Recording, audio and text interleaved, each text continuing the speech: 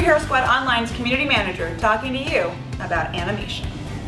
I'm with John Schroeds, our lead character artist here at Superhero Squad Online.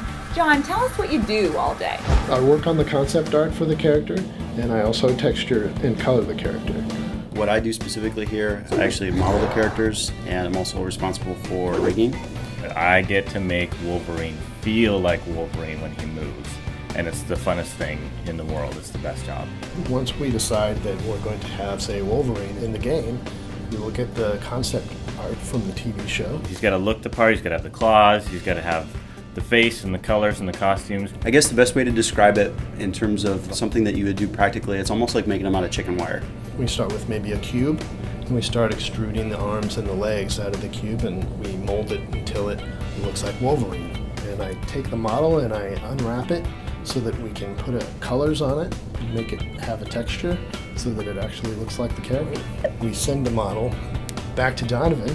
Donovan will take it and put it on the skeleton. So we really here tend to play a game of hot potato where one person does one piece, bounces it off to somebody else, bounces back, and that's actually a lot of fun. It's really, really cool. I have the skin, the sculpted geometry that Donovan gives to me, and then I have to put a skeleton into it, and it really just is literally like a skeleton. It's got, you know, spine bones, it's got arm bones, leg bones. So if you ever play with any of the little action figures, they've got the little ball joints and things like that, and you can set them up and build them into different poses.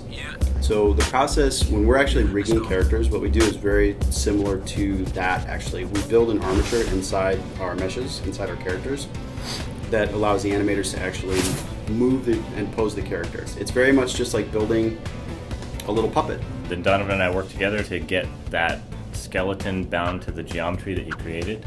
Once the character is actually rigged, it comes back to me and I take care of what's called skinning, which is once an armature is put inside the character, I will set everything up so that it will deform properly, and then it actually goes back to animation. And our animation team, and they will take it and put all the animations on it, like Wolverine waving and attacking and running. So we work out the timing of the animation, we look at poses, make sure the poses are really strong and that they tell the story of the animation and that they are exciting and dynamic to look at and that they represent the character like Wolverine or Spider-Man or Hulk. Everybody works so well together, we have a lot of fun. Then we're done.